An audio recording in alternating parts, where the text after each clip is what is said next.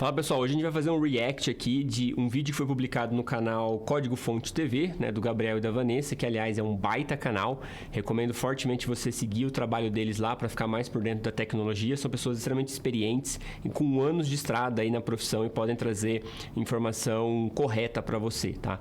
Eles publicaram um vídeo sobre perspectivas de Python para 2024 e como o Python é uma ferramenta que interessa para a gente aqui na área de dados, vamos acompanhar o que eles falaram para entender se faz sentido o que eles falaram ou não, e até pra gente se preparar também de algumas novidades, tá bom? Quer saber como nós vemos o Python para 2024 e também para os próximos anos? Então, esse é o vídeo. Depois de analisarmos várias tecnologias e linguagens durante 2023, chegou a hora de falar do meu queridinho. Sim, eu assumo. É verdade, nós gostamos bastante de trabalhar em alguns projetos com o Python por vários motivos, mas aqui nós vamos deixar essa nossa paixão de lado para tratar da tecnologia e de todas as tecnologias que estão envolvidas com o Python, onde ele é mais utilizado, como anda no mercado de trabalho e como é a remuneração. E o Python não é uma linguagem novinha, né? Ela foi lançada em 91, mas ela foi concebida em 89, olha só. A linguagem realmente é muito poderosa, porque dá para usar com vários paradigmas. Interpretação de objetos, você pode usar ela de forma imperativa, tipagem dinâmica, e também é fortemente tipada. E ela tem uma forma um pouco diferente, porque ela já foi concebida de forma a prevalecer a leitura do programador, o esforço do programador, em virtude da parte computacional. Ou seja, não é à toa que o Python se destaca como uma linguagem simples de ser aprendida, né? Justamente porque ela já foi concebida pensando nisso. Quando a gente era mais novo, e a gente começou a aprender a programar, se usava muito Pascal, justamente por conta disso. É uma linguagem simples, é a que estava mais próxima ali do inglês, não? Então dava para fazer só com uma tradução, né? Ficava mais fácil de você entender. E hoje em dia, eu vejo o Python fazendo esse papel. E aqui um ponto aqui, quando eu aprendi a programar, em 2010, a linguagem mais simples para ensinar programação, principalmente lógica, era o C. Né? Então, eles são programadores mais antigos, começaram ali com o Pascal. E hoje, se eu não me engano, algumas universidades já começam a ensinar programação diretamente com o Python. Então, você vê que a escolha do ensino de programação, ela também parte de uma linguagem mais simples, né? Que tem uma sintaxe melhor. Então, isso é muito interessante de ver aqui. O Python, de certa forma, te força a fazer também uma indentação. Então, a leitura fica mais simples. Né? E o engraçado é que o Python pegou uma certa atração há alguns anos, né? Então, no início, ele não era essa linguagem tão badalada, mas ela teve um crescimento muito forte na área acadêmica. E eu acho que... E tem um outro ponto aqui também que a Vanessa comentou, né? Que vai um pouco além da área acadêmica, mas eu tenho quase certeza que o boom do Python, ele se deve ao uso pelos profissionais de dados. Então, cientistas de dados principalmente, depois os analistas, depois os engenheiros de dados, todos eles tornaram essa linguagem Python como a linguagem principal, a ferramenta principal de trabalho, por isso que a gente vê o boom dessa ferramenta. Eu acho que o mercado contribuiu muito, né, com o crescimento dessa ferramenta e não só o meio acadêmico. Isso justamente aqui deu essa base muito boa que ela tem hoje, né? Porque a sensação que a gente tem quando começa a trabalhar com Python é que tudo que você precisa do ecossistema já tem pronto, já está ali preparado para ser utilizado e maduro, né? Verdade, né? Esse é um bom ponto também. Dentro da academia, as pessoas utilizavam muito o MATLAB há um tempo atrás, mas o MATLAB ele é muito caro, principalmente para universidades públicas, porque você tem que comprar os módulos separados. Então, uma linguagem que era simples e que tinham basicamente as mesmas bibliotecas que o MATLAB tinha era o Python. Então, as pessoas começavam a fazer simulações, a fazer análises com o Python. Hoje, dentro da área da ciência da computação, principalmente ali machine learning, estatística, a linguagem preferida é o R. Então, todos os trabalhos científicos que são produzidos, eles são publicados dentro da linguagem R. Constrói-se um pacote no R para isso. Então, o R ainda tem muito mais força em termos de aprendizado estatístico, né? Você conseguir ferramentas mais sofisticadas, tanto de estatística quanto de machine learning, para fazer análises mais aprofundadas. O outro ponto também é a popularização do Python nas empresas. Então, tanto o R quanto outras ferramentas, elas têm as suas limitações que fazem com que não sejam aplicáveis no mercado. Python já é diferente. Como o Gabriel mostrou aqui no início, né, as características do Python faz com que ele seja uma linguagem muito versátil. Então, você tem ali orientação a objeto, você tem várias coisas que ajudam a você não só analisar os dados, mas também você criar sistemas inteiros que gerenciam esses dados. Então, a grande adesão do mercado pelo Python, né, além da academia, ajudou na popularização dessa ferramenta também.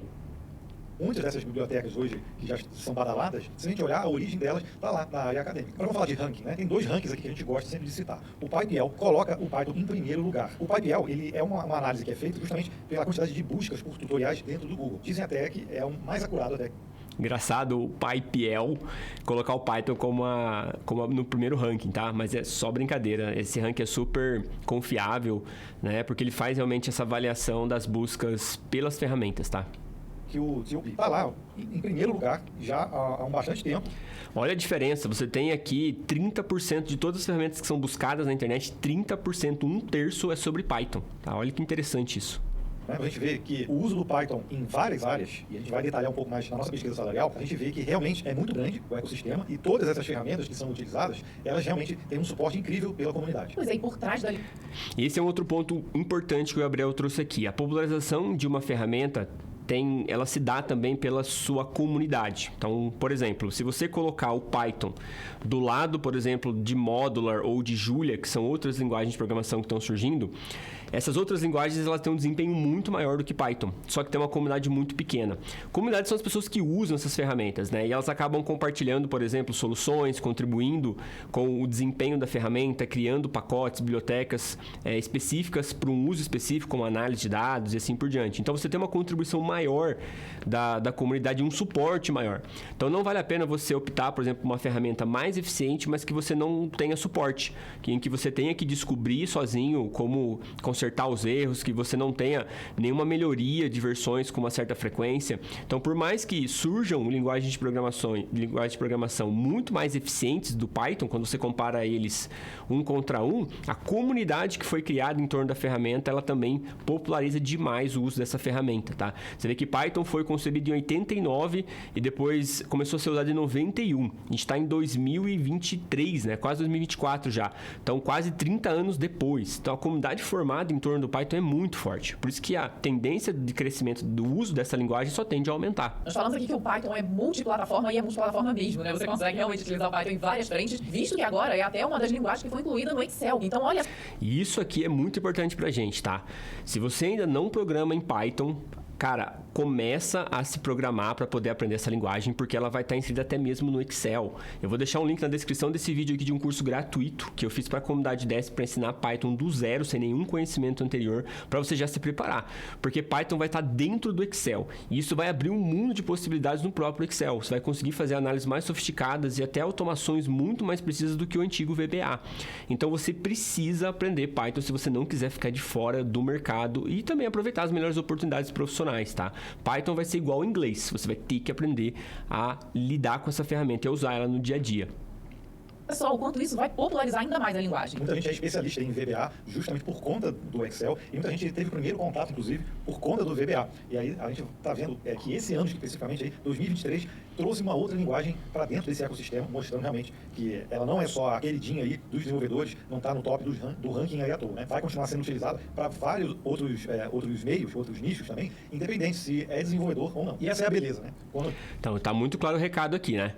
Python vai ser utilizado por qualquer pessoa, sendo desenvolvedora ou não, porque ela está dentro do Excel. A gente vai olhar, como você falou, né? A gente precisa resolver algum problema. E você precisa de uma biblioteca, baixar uma dependência. Você vê que existe coisa para praticamente tudo. Se você pegar um código, por exemplo, em Java, para criar um arquivo de texto, adicionar um conteúdo ali e salvar, você vai ver que obviamente o código é bom, é robusto, mas você vai ver que às vezes no Python, se você comparar esse mesmo código, você consegue fazer isso em 2 linhas de código, 3 linhas de código. Ou seja, é muito simples realmente. E é interessante que quem já é desenvolvedor e teve contato com outras linguagens, quando chega no Python, percebe rapidamente isso, né? Caramba, é fácil, né? É simples, então rapidamente se apaixona.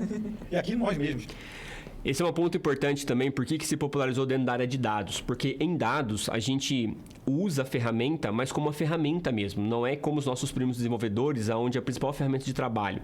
No fundo, o nosso principal trabalho é gerar insights analisando os dados e não ficar expert na ferramenta. Então a ferramenta para a gente tem que ser mais rápido, mais simples, mais fácil de usar. E não sei se você já programou em Java, mas Java é extremamente verboso, como a gente diz, né? Ou seja, tem muito texto escrito em código para você fazer funções e que você pode economizar tudo isso usando o Python. Por isso que na área de dados, que é uma área onde o foco não é a ferramenta de programação, mas sim a análise que resulta da aplicação dessa ferramenta, é importante que nós tenhamos, né, uma ferramenta fácil de trabalhar. Agora, a cereja do bolo, quando a gente fala de Python, é justamente falar de ciência de dados. É falar de Deep Learning, Machine Learning. Olha lá, chegamos na nossa área, meus queridos. É agora que estão falando da gente. Nem tudo isso está muito conectado com Python. Tem NumPy, tem Pandas, tem Matplotlib, tem o Seaborn, o Scikit-learn, o SciPy, o TensorFlow, o PyTorch, Tiano, o Spark. Nossa senhora, é muita coisa. Essas bibliotecas que que a Vanessa comentou, são as bibliotecas que a gente mais usa realmente em ciência de dados, tá? NumPy é uma biblioteca para fazer operações matemáticas, geralmente ela está dentro de várias outras bibliotecas, a gente acaba não trabalhando com ela diretamente, tá? Muito mais indiretamente. Pandas, né, é uma biblioteca, né? Um conjunto de funções específicas para analisar dados, então para selecionar linhas, colunas, fazer contagens. Matplotlib e Seaborn são bibliotecas de visualização. Scikit-learn é uma biblioteca que contém os algoritmos de machine learning. SciPy contém alguns algoritmos de machine learning e também algoritmos estatísticos. TensorFlow e PyTorch são linguagens de programação que foram baseadas no NumPy, só que são muito utilizadas para treinar algoritmos de deep learning. Então, redes profundas, né, muito longas, que têm um processamento muito grande, são otimizadas através dessas bibliotecas de TensorFlow e PyTorch. Theano, Spark. O Theano entra a classe ali de algoritmos de bibliotecas que contêm algoritmos de machine learning. Agora o Spark já é para processamento massivo de dados. Então, quando você tem um volume de dados muito grande, mais de milhões de linhas para processar, o Spark é a melhor solução do que o Python, por exemplo. Nossa senhora, é muita coisa, né? É engraçado que há alguns anos atrás, quando a gente falava em Python, a gente não associava automaticamente à área de dados, mas hoje é praticamente sinônimo, né? Quando você vai falar, poxa, área de dados, Python. Estatística, Python. Né? Impressionante. Agora, em relação ao mercado de trabalho, né? Já que é uma linguagem onipresente aí em praticamente todos os nichos, será que realmente existe espaço para desenvolvimento para web, para desenvolvimento mobile ou para desenvolvimento com dados realmente no exterior? O que você sente do Python, tanto aqui no Brasil quanto para o exterior, né? Bom, em termos de futuro, da minha área de programação web, eu vejo uma estabilidade, uma crescente, digamos assim, mas não algo explosivo, algo dentro da normalidade, não vai faltar vaga para ninguém, na minha opinião, sempre vai ter vaga para as pessoas que estão bem formadas. Eu diria que não só no Python, praticamente para qualquer tecnologia que não seja muito de nicho, eu acho que essa é a realidade. Mas o grande crescimento de futuro que eu enxergo para o ecossistema Python, e são vários aqui, digamos, várias comunidades saindo um pouquinho da minha que é web, a parte de ciência de dados e engenharia de dados, acho que é a parte de maior crescimento. Existem várias ferramentas dentro desses... Esse é um ponto extremamente importante. Toda empresa agora ela precisa tomar decisão baseada em dados. Então, não existe mais empresas daqui para frente que vão conseguir existir sem não ter um time de dados que consiga manipular todos esses dados para extrair os insights e ajudar as pessoas a tomarem melhores decisões. Então, até para você colocar um botão ou saber a cor que você vai pintar aquele botão no site, tem que ser baseado em dados. Desde a quantidade de pessoas que você vai contratar para o seu time de vendas, por exemplo, você tem que ser baseado em dados. Tudo vira dados. As empresas que vão nascer daqui para frente, todas elas já começam com um time de dados muito forte, e todas aquelas que são mais antigas têm um movimento muito grande, né, de construção de um time de dados para conseguir analisar seus próprios dados. E obviamente, como a área de dados vai crescer, né, exponencialmente ainda, e a ferramenta principal é o Python, logo o Python tende a acompanhar esse crescimento também, tá? Exatamente como ele está dizendo aqui. Ecossistemas que são super utilizados. Pessoal de engenharia de dados, Apache Superset, Pandas para fazer extração e limpeza de dados, chamado ETL, existem frameworks para fazer isso como Airflow, entre tantos outros. Depois você ainda tem a turma da ciência de dados, que vai pegar esse dado que foi extraído, que foi retirado dali e vai transformar no verdadeiro ouro, que é eu vou aplicar estatística, matemática nisso, para eu conseguir fazer perguntas e ter alguma previsibilidade sobre o futuro. O mundo está andando nessa direção de tomar decisão baseada em dados, e a ferramenta hoje, de fato, para você fazer isso é Python. Essa sim. Entende? O mundo está mudando. Ele não está falando aqui de Brasil, ele está falando de mundo. Ele está falando do mundo todo está indo para esse caminho, tá? De usar dados para tomar decisão. E a área de dados que está numa crescente muito grande, para mim, é o que vai fazer Python ficar muito tempo em primeiro. Não estou vendo surgir algo aí melhor que Python. É Jupyter Notebook, que até está criando uma linguagem nova, que é a Julia, mas começou como Python Notebook. O kernel mais utilizado é o Python lá dentro. Para mim, o grande crescimento da linguagem em si hoje se dá por conta de dados, e é difícil de prever, é difícil a gente falar para 10, 15 anos, mas se eu fosse apostar, fazer a aposta para 10, 15, para mim Python vai estar muito forte por causa de ciência de dados e engenharia de dados. Logo, nossa área de dados vai crescer ainda por mais 10, 15 anos, como eu disse aqui, tá? E ainda mais, porque agora a gente tem um boom de inteligência artificial ainda, depois a gente pode fazer um vídeo só sobre isso, mas é só tendência de crescimento dessa. E não é crescimento Brasil, é crescimento mundo, tá? E na nossa pesquisa salarial, se a gente pegar o recorte só de desenvolvedores que escolheram a linguagem Python como a sua linguagem principal, a gente tem 1.739, lá dos quase 18 mil, 1.739 trabalham principalmente com Python. E a média salarial, ela está o seguinte, ó, estágio 1.700, júnior 4.300, pleno 8.900, sênior 16 mil, e o outro que a gente tem sempre que explicar, né? Pode ser um especialista, um tech lead, né? Uma outra pessoa, um analista, às vezes, e que trabalha especificamente com Python. E nesse caso? Esses salários aqui que eles trouxeram é de uma pesquisa que eles fazem anualmente dentro do canal deles. Então, grande parte das pessoas respondentes são pessoas da área de tecnologia, como aquele entrevistado que eles trouxeram ali. Mas o nível salarial dessas pessoas aqui, trabalhando com desenvolvimento Python, não está muito longe da área de dados também, tá? Está muito mais perto aqui do cientista de dados. O analista de dados um pouco menos, tá? Mas entre o cientista e o engenheiro de dados, os salários são bem próximos aqui. O caso ali está com 17.700. Né? Então a gente vê que na nossa amostragem, só 21% está como sênior e realmente 31 e 30 como pleno e júnior. Então realmente não é a maioria sênior ainda. Isso pode ser só da nossa amostragem, obviamente, mas isso mostra que tem muita gente também no meio do caminho ali com a linguagem e muita gente entrando também. Agora, o que chama atenção é a área, né, de atuação. Não poderia ser diferente, né? 39% está trabalhando com dados. Então a minha... A análise está errada, tá? Na verdade, não é só desenvolvedores de Python. Na verdade, eles têm também pessoas que trabalham com dados. Então, olha só, 40% dos respondentes que usam Python, né?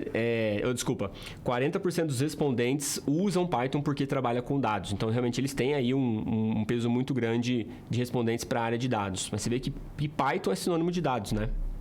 E nós temos ali logo em seguida o back-end com 25%. Não me surpreende, né? 12% com web e DevOps ainda com 7,99%. Então a gente vê que dados realmente é onde está concentrado o maior número de profissionais com o Python. Mas em relação ao mercado em si, para desenvolvedores brasileiros atuando no Brasil e no exterior, qual é a sua visão? Como é que você enxerga esse futuro? O mercado no Brasil, ele também é muito grande com relação a dados, mas, digamos, praticamente quem começou isso ou explora isso de uma maneira muito intensa há muito tempo são as grandes empresas. Em particular, eu daria muita ênfase no mercado americano. As grandes aí, se você pega Google, Facebook, você vê que ali o negócio deles é trabalhar com dados. O Google é o que é porque ele consegue traçar o seu perfil baseado em dados e vai te colocar o ad lá, te vendendo aqui na Black Friday, alguma coisa, então a inteligência está ali. E por isso essas empresas, tanto as grandes, estão começando a influenciar as pequenas para ter extração de dados lá fora também. Quando eu falo de engenharia de dados e ciência de dados, para mim é mundial. Hoje em dia não tem por que você se limitar ao Brasil. Então, por isso a dica que eu daria é, pessoal, a linguagem mais importante na realidade para se aprender é o inglês. Então, para mim, o mercado lá fora vai continuar crescente com relação a dados. Tá bom ainda também para minha área, para programação web,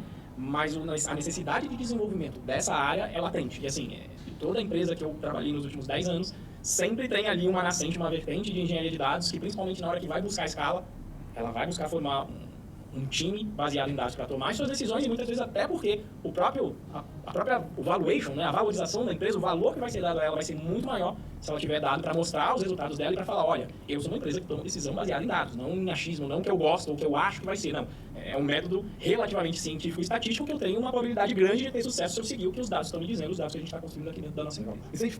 Esses dois pontos que ele trouxe aqui é muito importante pra gente entender por que dados é tão importante, por que o salário, né, do cientista de dados é tão alto.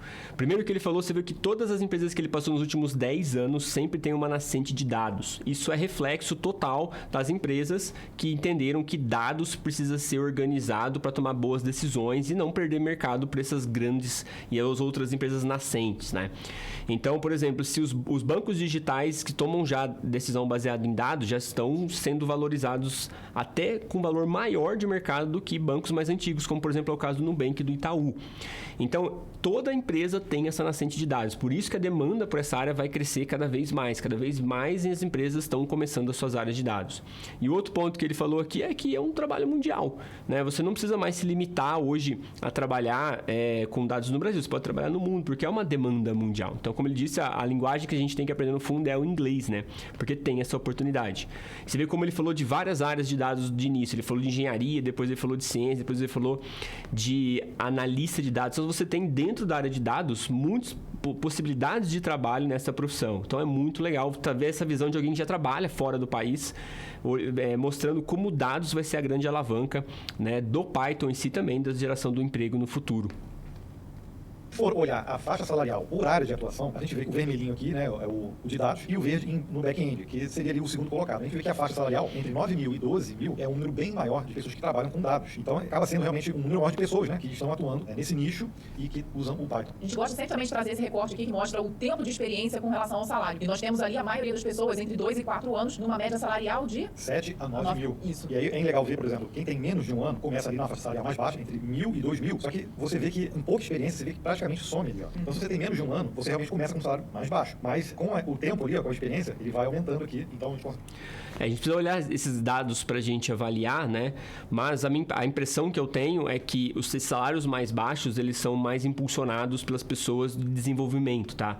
A área de dados, ela já tem um salário inicial um pouco maior. Então, por mais que as pessoas usem Python, eu não acredito que todo mundo de dados esteja ali no começo, tá? Então, esse é um ponto importante que a gente precisaria analisar mais a fundo, bom? O outro ponto importante também, né, que eu queria trazer da entrevista, que eu esqueci, acabei lembrando agora, é por que os cientistas de dados e o analista, eles ganham muito dinheiro. Porque você vê que o trabalho de dados feito na empresa, ele ajuda a aumentar o valor de mercado da empresa. Então, você tem duas empresas. Uma empresa toma decisão baseada em achismo e uma outra empresa toma decisão baseada em dados com uma certa quantidade de incerteza se algo vai dar certo ou não. Se você fosse investidor, em qual empresa você investiria? Obviamente, você investiria naquela que tem mais certeza do que está fazendo, ou pelo menos tem uma previsibilidade maior do que a outra. E isso faz a empresa ficar mais valiosa. Então, o cientista de dados, ele tem um salário que tem, muitas vezes a gente olha, pô, mas 16 mil, 20 mil. Cara, porque ele aumenta o valor da empresa. Imagina você ter um funcionário na tua empresa que aumenta o valor geral dela no mercado. Então, o retorno que o cientista de dados e a área de dados traz para o mercado é compatível com o salário que ele gera, porque é muito maior daquilo que ele recebe. Então, faz todo sentido ter esses salários altos, né? 16, 20 mil. Porque o retorno trazido para a empresa é muito maior. Começa a haver um cruzamento, né? Quanto mais experiência realmente, o seu salário vai aumentando. Um outro dado que chamou a atenção aqui pra gente também foi quando a gente pergunta se quem está trabalhando agora fez transição de carreira. E 35% das pessoas que estão trabalhando com Python, que responderam a pesquisa, fizeram. A gente achou também um número bem significativo, né? Você vê que a transição de carreira é muito forte, né? Pessoas saindo de suas profissões atuais para trabalhar com análise de dados, porque é uma área que não é engessada. Você tem várias frentes para você trabalhar. Nós não temos ainda muita formação acadêmica nessas áreas para formar os profissionais e as empresas precisam deles o mais rápido possível. Então, é uma área muito acolhedora, né? Não faz distinção entre idade, entre origem, nada disso. Basta você saber o que precisa ser feito, basta você saber analisar dados e mostrar isso para as pessoas que estão recrutando você. Se você for um bom profissional, como eles disseram lá no começo do vídeo, sempre vai ter um espaço. Então, não importa idade, nem formação, nem nada. Você tem que saber fazer o trabalho. Aprendendo a fazer o trabalho de verdade, você tem grandes chances aí de fazer uma migração de carreira bem segura para a área de dados. Ainda está fazendo a transição. Então, isso comparado a outras tecnologias, mostra que o Python pode ser realmente uma porta de entrada para quem quer fazer uma transição. Então é isso. Pro ano que vem, 2024, aprenda inglês ou Python. Se você não quiser esperar, tem um link aqui embaixo nesse vídeo para começar hoje.